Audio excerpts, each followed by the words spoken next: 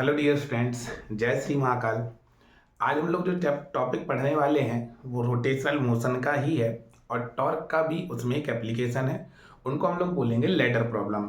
ये वाला आपके लिए वीडियो बहुत ज़्यादा इम्पोर्टेंट होने वाला है। तो शुरू करते हैं बिना किसी बकवास के।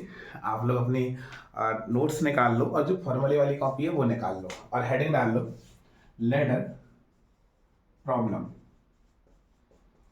अब लेडर प्रॉब्लम में क्या होता है, इसको समझने से पहले हम लोग ये समझेंगे, एक छोटी सी टॉपिक है ट्रिगोनोमेट्री का। अगर ये वाली लेंथ एल है और ये वाला एंगल थीटा है तो ये हो जाएगा आपका एल साइन थीटा और ये हो जाएगा एल कॉस थीटा। बाकायदा आप ट्रिगोनोमेट्री लगा के ये बात, तो आप ये ध्यान रखेंगे थीटा के सामने वाला, अगर ये वाला एल हाइपोटेन्यूस गिवन हो तो एल थीटा के सामने वाला जाएगा एल साइन थीटा में और थीटा के जो बगल वाला है वो जाएगा एल कॉस थीटा में। ठीक है, चलो अब हम लोग लेडर प्रॉब्लम बनाते हैं। लेडर प्रॉब्लम पहली वाली देखते हैं किस तरीके से है। ये मान लो वॉल है, दीवार है और ये सरफेस है हॉरिजॉन्टल और यहाँ पे हमने एक लेडर लगा रखी है, एक ये लेडर है। ठीक है, अब लेडर का मास मान लो कैपिटल एम है, लेडर मास मान लो कैपिटल एम है और यहाँ पे इसके सेंटर से एक्स डिस्टेंस जाके एक कोई बाबू खड़ा हुआ है, ये बाबू है। तो लेडर से x डिस्टेंस जाके बाबू का मास कितना है, मास ऑफ बाबू कितना है, स्मॉल m के बराबर मान लो। ठीक है, और लेडर की जो लेंथ है इसको तुम 2l मान लो, लेडर की जो लेंथ है उसको 2l मान लो, लेंथ ऑफ लेडर इसको तुम कितना मान लो, 2l के बराबर मान लो। ठीक है, चलो भैया, अब ये जो बॉल है ये भी रफ है और ये जो हॉरिजॉन्टल सरफेस है ये भी रफ है। ओके, अब आपको क्या करना है, इस वाले लेडर का आपको क्या करना है, पूरा एफबीडी डायग्राम बनाना है। एफबीडी डायग्राम अच्छे से समझ लेंगे, फोर्स की इक्वेशन अच्छे से समझ लेंगे, टॉर्क की इक्वेशन अच्छे से समझ लेंगे, उसके बाद हम लोग क्वेश्चन लगाना स्टार्ट करेंगे। तो स्टार्ट करें, चलो भैया। ओके, आपको क्या करना है, make free body diagram, make FBD and write equation of force and torque चलो भाई स्टार्ट करें। देखो बेटा, यहाँ पे इसको 2l को भी हम मिटा दे रहे हैं, ये ध्यान रखना ये 2l है। ठीक है, ये देखो बेटा, यहाँ पे ये कांटेक्ट में, यहाँ पे ये कांटेक्ट में, दोनों कांटेक्ट में है तो ये एक दूसरे के ऊपर कौन सा फोर्स लगाएंगे, नॉर्मल रिएक्शन। ये वाला जो सरफेस है वो इस पे इधर की तरफ लगाएगा नॉर्मल रिएक्शन n1 मान लो इसको, और ये वाला इधर की तरफ लगाएगा, इसको हम लोग n2 माने ले रहे हैं, दो नॉर्मल रिएक्शन लगेंगी। अच्छा, अब ये जो सीढ़ी है वो नीचे की तरफ आना चाहेगी तो रफ है तो एक हॉरिजॉन्टल फोर्स F2 इधर की तरफ लगेगा, सॉरी फ्रिक्शन फोर्स ऊपर की तरफ लगेगा और यहाँ पे देखो इसकी टेंडेंसी इधर जाने की है, सीढ़ी की यहाँ फिसलने की है ना टेंडेंसी, तो यहाँ पे फ्रिक्शन फोर्स F1 इधर की तरफ लगेगा और ये वाला एंगल इंक्लाइनेशन एंगल थीटा मान लो। ठीक है, चलो साथ में इसका एक वेट भी लगेगा mg, कैपिटल mg मान लो, एक बाबू का जो वेट है वो लगेगा, इसको हम लोग स्मॉल mg माने ले रहे हैं। ठीक है, और कोई फोर्स लग रहा है बेटा, देखो ये कांटेक्ट में है तो नॉर्मल रिएक्शन और एक साथ में आपका फ्रिक्शन फोर्स हो गया। ठीक है, अच्छा अब बड़े ध्यान समझो, ये जो mg काम करेगा ये कितनी डिस्टेंस पे काम करेगा, l डिस्टेंस पे, और ये वाली डिस्टेंस कितनी होगी, l डिस्टेंस, टोटल 2l थी ना। ओके, चलो भैया, अब ये इक्विलिब्रियम में है बेटा, ध्यान से समझते हुए चलना, स्किप नहीं करना, वीडियो पूरा देखते हुए चलना। इक्विलिब्रियम में है, अगर ये इक्विलिब्रियम में है तो नेट फोर्स 0 होगा। और देखो जब भी हम फोर्स की बात करते हैं तो रोटेशन पे बिल्कुल नहीं जाते बेटा। ठीक है, तो चलो अब देखो हमें फोर्स वाले देखना है, तो फोर्स देखो ऊपर की तरफ कितने फोर्स हैं, एक है N1 एक है F2, इक्विलिब्रियम में है तो F नेट कितना हो जाएगा, 0 हो जाएगा, F नेट 0 हो जाएगा।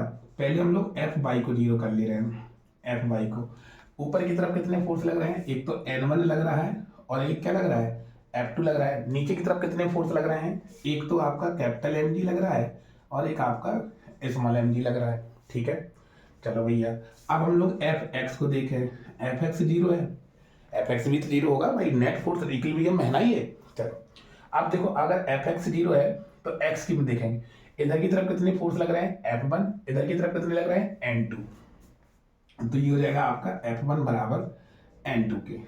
यहाँ तक समझ में आया? और तो कोई फोर्स है नहीं, टोटल कितने फोर्स हैं, 1 2 3 4 5 6, 1 2 3 4 5 6, वेरी गुड।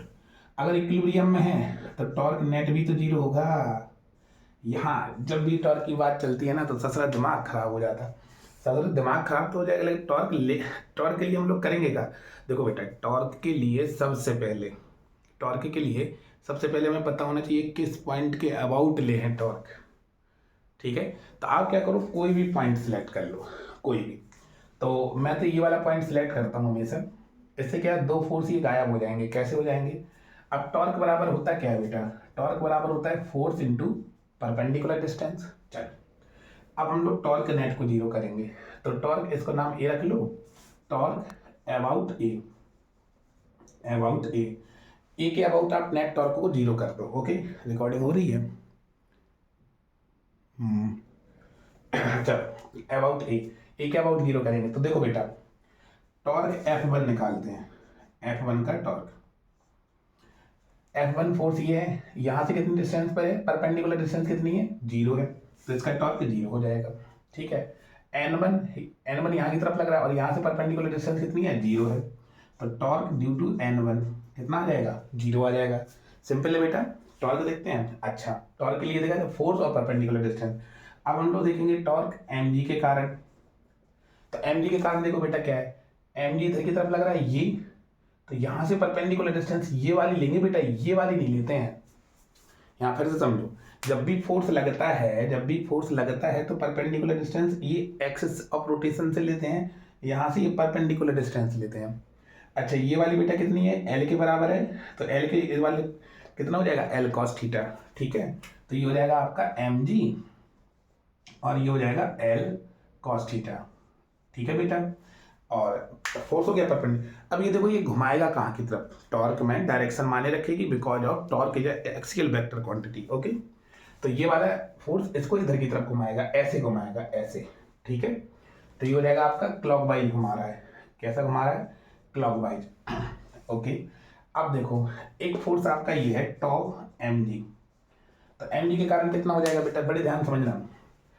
ये वाली परपेंडिकुलर डिस्टेंस, इसको हम लोग देखो आगे ले जाएंगे, और ये वाली जो डिस्टेंस है ये परपेंडिकुलर डिस्टेंस लेंगे बेटा। एक्सिस ऑफ रोटेशन से, या पॉइंट जहां से हम लोग निकाल रहे हैं टॉर्क, वहां से परपेंडिकुलर डिस्टेंस लेंगे फोर्स की। ये वाली डिस्टेंस नहीं लेंगे, ये नहीं लेंगे, ये नहीं लेंगे, ये वाली परपेंडिकुलर डिस्टेंस लेंगे। ठीक है, तो चलो भैया, ये हो जाएगा आपका mg, और ये वाली डिस्टेंस कितनी हो जाएगी, ये देखो इतनी है, l प्लस एक्स है, तो ये वाली l plus x cos theta हो जाएगी, l plus x cos theta. अब ये देखो घुमाएगा कहाँ की तरफ, ये वाला इधर की तरफ घुमाएगा। ठीक है, कैसे, इसको पकड़ लो और फोर्स को इधर लाने की कोशिश, ऐसे घुमाते हुए लाने की कोशिश करो, तो ये फोर्स का एरो कहाँ की तरफ है, नीचे की तरफ है, तो इधर की तरफ घुमाएगा, तो ये हो जाएगा आपका क्लॉकवाइज। ठीक है, चलो, अब दो फोर्स और बचते हैं, N2 और F2। तो टॉर्क ड्यू टू N2 के द्वारा टॉर्क देखते हैं। तो देखो बेटा, बड़े ध्यान से, N2 कहाँ की तरफ लगा, N2 को पूरा आगे बढ़ा लो। देखो, फोर्स की लाइन ऑफ एक्शन हमेशा आगे बढ़ाया करो, हमेशा। चलो भैया, तो ये वाली परपेंडिकुलर डिस्टेंस हुई ना, ये इसके बराबर है, और बेटा देखो ये 2l है, तो 2l के सामने वाला कितना हो जाएगा, 2l साइन थीटा हो जाएगा, ये वाला 2l साइन थीटा। तो फोर्स कितना है, N2, और ये वाली डिस्टेंस कितनी है, 2l साइन थीटा। ठीक है, अब ये देखो घुमाएगा कहाँ की तरफ, इसको पकड़ लो और इसको यहाँ लाने की कोशिश करो, पॉइंट की तरफ लाने की कोशिश किया करो, तो ये क्या हो जाएगा, एंटी क्लॉकवाइज हो जाएगा, एंटी क्लॉकवाइज। अब हम लोग F2 की बात करें, तो टॉ F2, तो फोर्स कितना है, F2, और डिस्टेंस कितनी है, ये वाली डिस्टेंस, तो ये वाली रहेगी ना भाई। देखो, इसको आगे बढ़ाओ, अब ये वाली डिस्टेंस रहेगी ना, परपेंडिकुलर डिस्टेंस, क्योंकि लाइन ऑफ एक्शन ये है, ऐसा थोड़ी ना कि भैया यही रहेगी ये वाली डिस्टेंस नहीं रहेगी, ये तो N2 की है। लाइन ऑफ एक्शन से देखते हैं, हमेशा लाइन ऑफ एक्शन से देखते हैं। चलो, तो ये कितना हो गया, F2 इंटू, और ये वाली डिस्टेंस कितनी हो गई है, 2l cos थीटा, और ये आपका क्या हो जाएगा, कहाँ की तरफ घुमाएगा, ये एंटी क्लॉकवाइज। चलो, अब हमें टॉर्क नेट को जीरो करना होता है, तो जितने भी टॉर्क हैं उनको जोड़ दो। क्लॉक वाइज को हम लोग नेगेटिव लेते हैं, एंटी क्लॉक वाइज को पॉजिटिव लेते हैं। तो ये हो जाएगा आपका mg l cos थीटा, ये हो जाएगा minus mg l plus x cos theta, और ये हो जाएगा माइनस प्लस हो जाएगा एंटी क्लॉक वाइज में n2 2l sine theta plus f2 2l cos theta is equal to 0। बाकी वैल्यूज हमें गिवन होंगी, ये वाली इक्वेशन नंबर 1, ये वाली इक्वेशन नंबर 2 और ये वाली इक्वेशन नंबर 3। ये हम लोग याद करेंगे। याद नहीं रखना है, मतलब समझ में आया ना? समझ में आया तो दिल बना के भेजो। आप दिल बनाओगे तो एक बात आपके लिए है, बाज जैसी ऊंची उड़ान रखो, तितलियों के साथ रहोगे ना तो नीचे ही रहोगे। चलो राइट कर लो, इरेज कर दे बेटा, सिंपल है क्वेश्चन ना। चलो अब हम क्वेश्चन करते हैं न्यूमेरिकल वैल्यूज वाले। मिटा दो। मेरे सपनों की रानी क्यों वो आएगी तू, बीतती जाए जिंदगानी, क्या उस गली में कभी तेरा जाना हुआ, जहाँ से जमाने को गुजरे जमाना हुआ, मेरा सफर तो कहीं पे है ठहरा हुआ। क्वेश्चन है, find normal reaction, find normal reaction and friction offered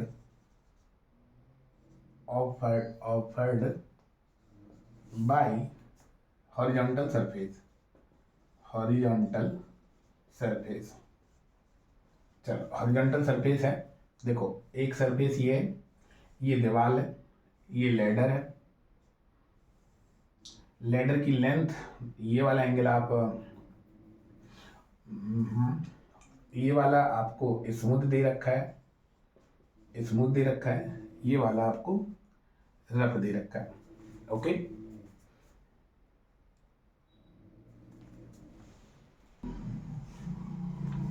ये स्मूथ है, ये रफ है, और ये वाला एंगल आपको 53 डिग्री दे रखा है।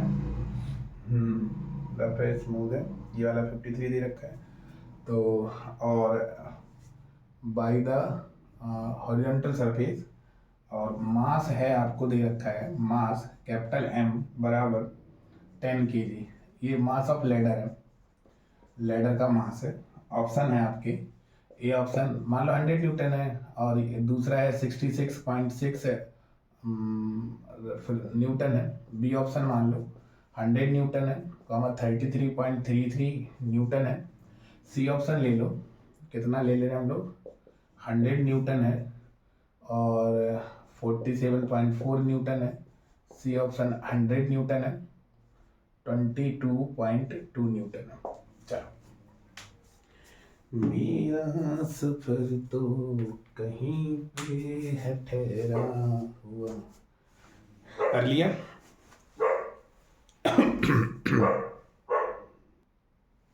चल ओके, देखो यहाँ पे हमें लेडर की लेंथ नहीं दे रखी है, लेकिन लेडर का मास हमें दे रखा है, तो मास यहाँ पे लगा दिया करो, थोड़ा बड़ा एरो बना दिया करो। कितना है, 10 g के बराबर है। ठीक है, हमेशा मिड से लगेगा।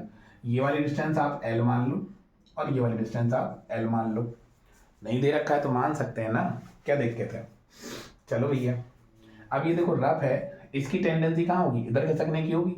तो एक तो इस पर नॉर्मल रिएक्शन लगेगा क्योंकि कांटेक्ट में है, एक कांटेक्ट में ये है, तो इस पर एक नॉर्मल रिएक्शन N2 लगेगा, और इधर की तरफ क्या लगेगा, फ्रिक्शन लगेगा। अच्छा, एक बात बताओ, बड़े ध्यान समझने वाली है। ये वाला एंगल 53 है, तो 53 के सामने वाली साइड ये वाली कितनी हो जाएगी। अच्छा, ये 53 है तो ये 37 हो गया ना, 37 हो गया। और हम जानते हैं एक ट्रायंगल में अगर ये वाला एंगल 37 है तो 3 है, ये 4, ये 5 होती है। ठीक है, इसको याद कर लो। 37 याद करने का तरीका 37 है तो 3 के 3 और इन दोनों का डिफरेंस 4, ऐसे याद रख सकते हो आप। चलो ओके भैया, अब देखो ये स्मूथ है तो यहाँ पे तो फ्रिक्शन लगेगा नहीं, यहाँ पे फ्रिक्शन लगेगा नहीं। अब ये इक्विलिब्रियम में है, find normal reaction a ladder as in equilibrium, as in equilibrium, equilibrium में है अगर तो अगर इक्विलिब्रियम में है तो हम लोग एफ नेट को जीरो के बराबर पुट करेंगे, ठीक है। तो चलो जीरो के बराबर पुट करते हैं, तो एरो देखेंगे हम लोग कौन से लग रहे हैं, इधर की तरफ क्या लग रहा है, एफ लग रहा है एक्स डायरेक्शन में, इधर की तरफ क्या लग रहा है, n2 लग रहा है, तो f बराबर n2 के, ये हो जाएगा आपका सिग्मा एफ एक्स बराबर जीरो, ठीक है। अब सिग्मा एफ बाई को हम लोग जीरो के बराबर पुट करेंगे, तो ऊपर क्या लग रहा है n1, ऊपर क्या लग रहा है n1, नीचे क्या लग रहा है 10g ना। तो यहाँ से n1 की वैल्यू निकल के आ गई हमारी 100 न्यूटन के बराबर। तो यही तो नॉर्मल रिएक्शन, यही तो पूछा था, तो 100 न्यूटन कौन सा ऑप्शन है, वो तेरी 4 में। ये तो बड़ा बढ़िया क्वेश्चन है। चलो अब टॉर्क नेट को जीरो करेंगे, टॉर्क नेट को जीरो करेंगे। सर टॉर्क की समझ में नहीं आता है, समझ लो ध्यान से, टॉर्क नेट को जीरो करेंगे। अच्छा टॉर्क नेट जीरो कैसे करेंगे ये समझ लो। हमें टोटल सबसे पहले ये देखेंगे टॉर्क किसके अबाउट ले रहे हैं, तो ये वाला पॉइंट मैं तो इसको प्रेफर करता हूँ, ये वाला पॉइंट हम लोग ले लेंगे अबाउट ओ, अबाउट ए के अबाउट हम लोग टॉर्क को जीरो करेंगे। तो सबसे पहले हम लोग क्या देखते हैं, कितने फोर्स हैं, 4, 1 2 3 4, इन चारों के कारण टॉर्क निकाल लेंगे। तो पहला है टॉर्क ड्यू टू एफ, कितना हो जाएगा जीरो, क्योंकि देखो एफ फोर्स ये लग रहा है ऐसे, तो परपेंडिकुलर डिस्टेंस कितनी है, जीरो के बराबर।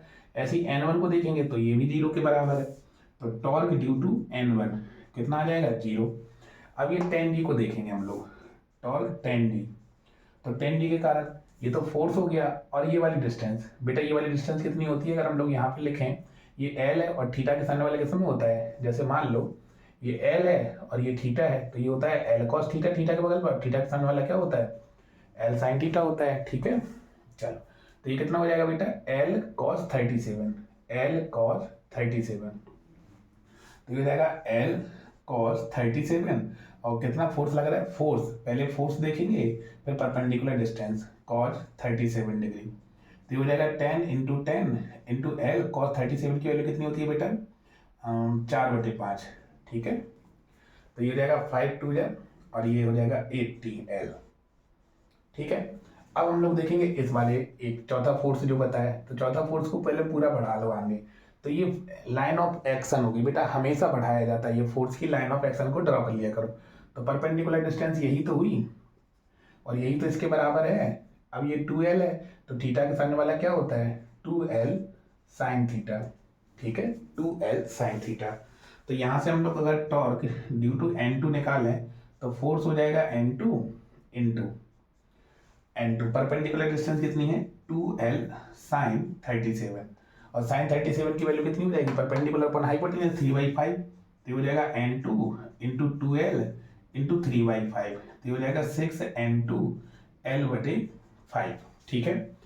अब इनकी डायरेक्शन देख लो, सेंस ऑफ रोटेशन, तो इसको पकड़ लो। अब ये वाला फोर्स इधर की तरफ ले आओ, पॉइंट की तरफ लाने की कोशिश किया करो, तो देखो ये आपका कहाँ घूम रहा है, एंटी क्लॉकवाइज, और ये कहाँ घूम रहा है, क्लॉकवाइज, तो ये हो जाएगा आपका एंटी क्लॉकवाइज, और ये हो जाएगा आपका क्लॉकवाइज। अब नेट टर्म को जीरो रखेंगे, तो ये तो जीरो ही है, एंटी क्लॉकवाइज को हम लोग पॉजिटिव लेते हैं 80l, और इसको क्या लेते हैं, नेगेटिव लेते हैं 6n2 l divided by 5 is equal to 0, l 0 के बराबर चला गया, तो हो जाएगा 6n2 divided by 5 is equal to 80, तो ये हो जाएगा 2 3 जा 240, तो यहाँ से 3n2 5 का मल्टीप्लाई कर दो तो 200, तो यहाँ से n2 बराबर कितना आ जाएगा 200 डिवाइडेड बाई 3, ठीक है। कौन सा ऑप्शन मिल रहा है, ए ऑप्शन। उम्मीद है ये प्रॉब्लम समझ में आई होगी आपको। चलो एक क्वेश्चन और करते हैं, फिर एक घर के लिए देते हैं, ओके। चलो राइट करो,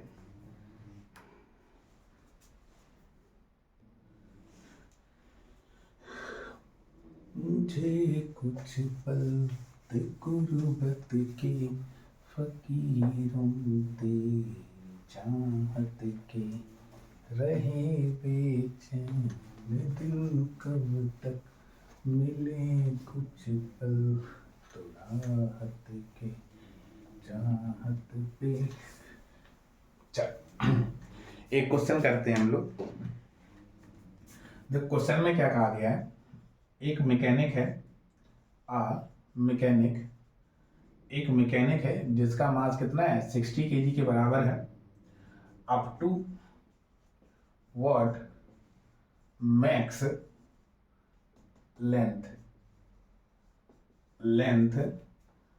the mechanic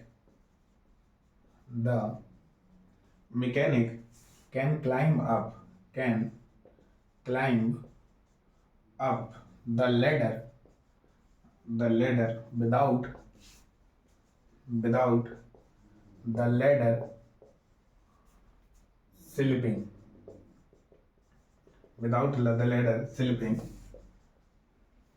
चलो, अब आपको गिवन है एक यूनिफॉर्म लैडर है जो कि है 20 kg के बराबर, ठीक है। और इस तरीके से है, ये लैडर है, ये इसकी टोटल लेंथ है आपकी 10 मीटर के बराबर है। ये रफ है, ये म्यू इक्वल टू 0.6 आपको गिवन है। ये स्मूथ है और ये वाला है 37। चलो नोट करो अच्छे से। और ऑप्शन आपको गिवन है, ए ऑप्शन है 5 मीटर, बी ऑप्शन है 7 मीटर, तब तक राइट आप लोग किया करो क्वेश्चन। और सी है 8 मीटर, डी है 9 मीटर के बराबर। 9 मीटर है, चलो ये 9 मीटर है। चलो एक यूनिफॉर्म लैडर है जिसका 20 kg मास है और 60 kg का आपका एक मैकेनिक है, ठीक है, नोट करो।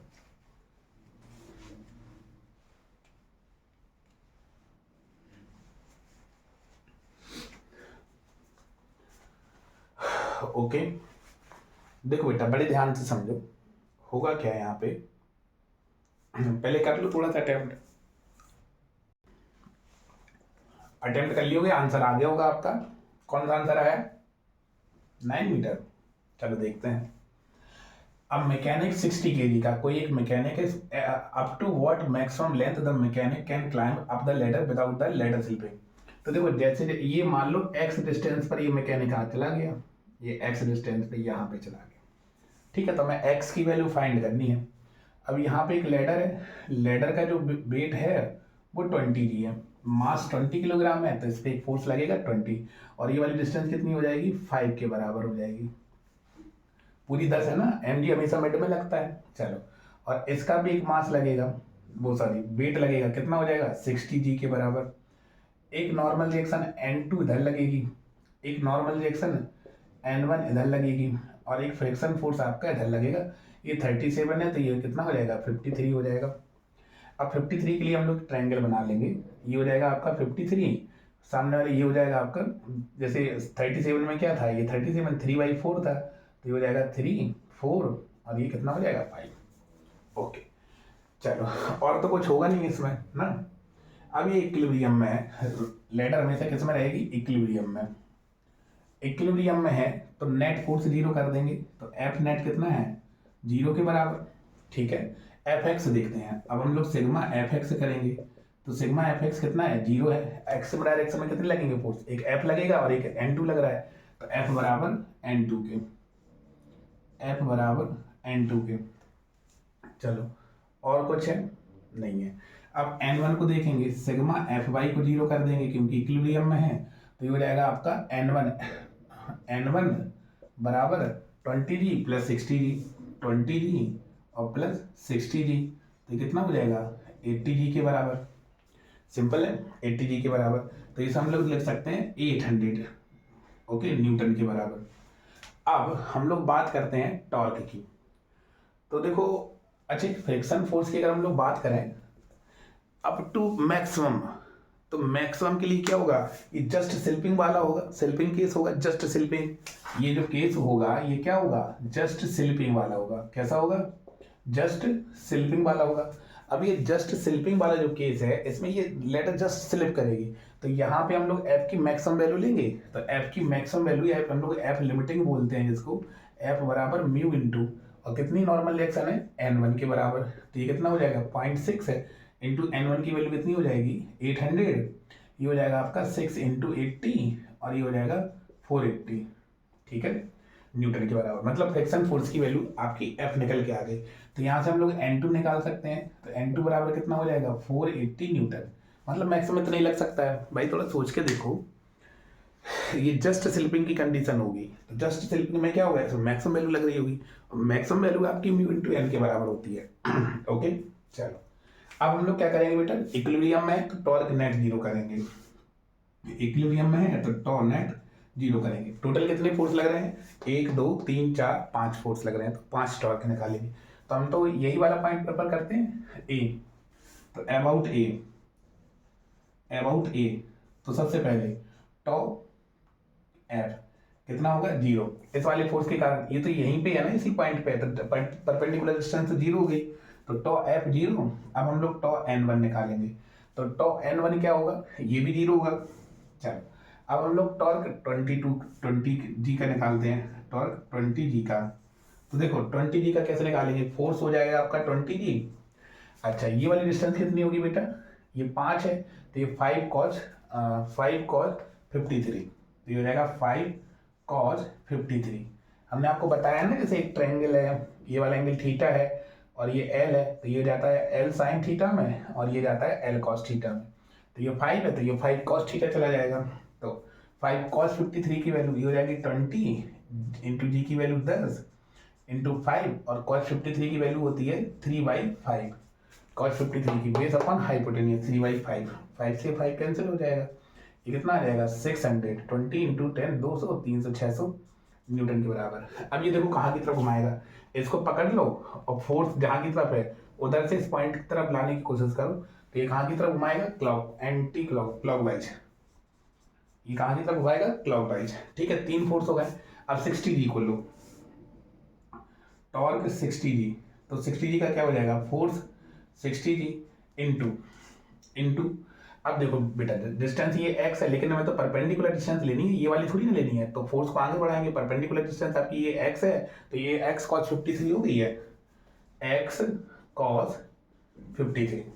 चलो, ये हो जाएगा 60 और g की वैल्यू कितनी हो जाएगी 10, x की वैल्यू निकालनी है cos 53 की वैल्यू कितनी हो जाएगी 3/5, तो 5 2 जाए, तो ये हो जाएगा 120 x इंटू 3, तो ये हो जाएगा 360 x के बराबर। अब ये कहाँ की तरफ घुमाएगा, ये घुमाएगा आपका क्लॉकवाइज ही घुमाएगा, तो इसको क्लॉकवाइज लिख लो। अब एक फोर्स और रह गया आपका N2 के बराबर, तो ये हो जाएगा torque N2 is equal to, अब देखो ये 53 है, ये 10 है, तो ये वाली कितनी हो जाएगी 10 साइन 53, तो N2 इंटू साइन 10 साइन 53 ना। चलिए N2 की वैल्यू कहाँ निकल के आई, कहीं पे है, N2 इक्वल टू 480, तो ये हो जाएगा 480 इंटू 10 इंटू साइन 53 की वैल्यू कितनी होती है 4/5,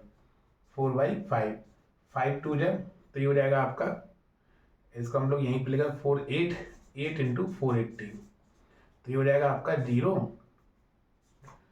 8 चौके 32 32 6 38 3840। चेक करके बताओ सही लिखे हैं हम, सही है ना सर,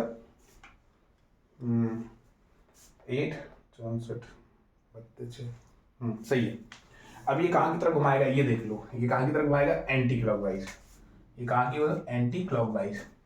तो क्लॉकवाइज टॉर्क बराबर एंटी क्लॉकवाइज टॉर्क कर लेंगे। तो क्लॉकवाइज कौन कौन से हैं, एक ये देखो माइनस के, यहाँ से हम लोग कर ले रहे हैं, ये हो जाएगा आपका -600 न्यूटन क्लॉकवाइज माइनस का, और ये क्लॉकवाइज है ये माइनस का 360x, और ये आपका एंटी क्लॉकवाइज है तो प्लस का 3840 इज इक्वल टू 0।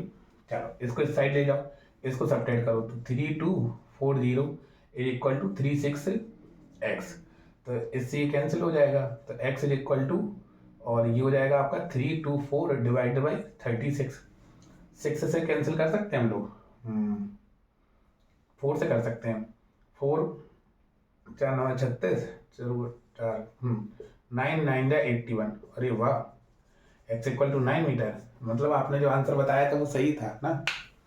चलो यहाँ तक हो गए हैं।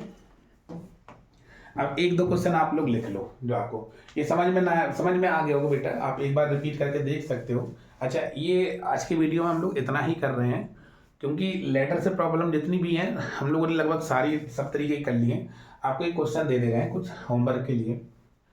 ओके, चल मिलेंगे तुमको तो बताएंगे।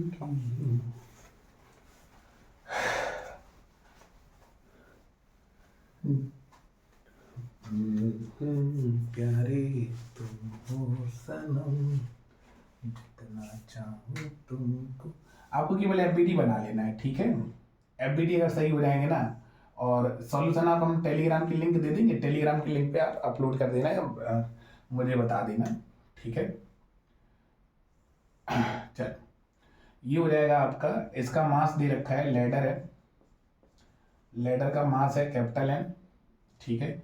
और इसकी लेंथ है ये 2L के बराबर, और ये भी आपका रफ है, और ये भी रफ है। ओके, ये वाला एंगल आप थीटा मान लो, ठीक है। और यहाँ पे एक बाबू है, यहाँ पे एक बाबू है। ये वाली डिस्टेंस मिड पॉइंट से इसकी डिस्टेंस है x, और यहाँ पे एक सोना है भाई बाबू, ये सोना, ये वाली डिस्टेंस y है। तो और इसका मास m1 है, बाबू का मास m2 है। आपको वही है, नेट टॉर्क की बतानी है सारी, ठीक है। फ्रिक्शन फोर्स लगाना, जहाँ जहाँ रफ सरफेस है वहाँ वहाँ फ्रिक्शन फोर्स लगाना है, और बाकी आपको मास हमने दे ही रखे हैं। फ्री बॉडी डायग्राम आपको बताना है अच्छे से, ठीक है। ओके, एक क्वेश्चन और देख लो, एक क्वेश्चन। ये मान लो कोई लेडर है, ये लेडर है, लेडर का मास मान लो m है, लेडर मास मान लो m है। ये वाला एंगल 30 डिग्री है, ये वाली डिस्टेंस 5 मीटर है, ठीक है। और ये रफ है, ये रफ है, और इसका friction of coefficient mu equal to 0.5 है। और यहाँ पे बाबू है, तो बाबू को आपको भेजना है x डिस्टेंस पे, ठीक है। और रफ है, ये हो गया n1 और n2 हो जाएंगे, एंगल दे ही रखा है। Find x such that system is in equilibrium। Okay, ये दो क्वेश्चन आपको हैं, आप स्क्रीनशॉट ले लो, करना है इन पे घर पे अच्छे से। ओके, तो कुछ शब्द कहेंगे, आप लोग मेहनत करते रहो, उम्मीदें मत तोड़ना कभी भी। दिक्कतें आएंगी लाइफ में, बहुत आती हैं, बहुत आती हैं। अभी देखो हम लोग ही मतलब शुरुआत ही तो है, जब आप शुरुआत करेंगे तो चीज़ों को सीखेंगे। तो जो लर्निंग फेज होता है ना आपका, वही या तो आपको ऊंचाई पर पहुंचा देगा, यही वही डिमोटिवेट कर देगा। बाकी मतलब हम खुश ही रहेंगे ना, क्योंकि दुखी होने से कुछ होगा ही नहीं, और सफलता तो मिलनी है तो कन्फर्म है सफलता मिलती है, कन्फर्म है। बस आप सीखते चलें, चीज़ों को सीखते चलें, कौन क्या कह रहा है उससे मतलब नहीं, बस चीज़ें सीखते चलें, क्या आपके लिए सही है, क्या आपके लिए गलत है। ओके, तो इसी के साथ best wishes for your bright future and thank you. जय श्री महाकाल।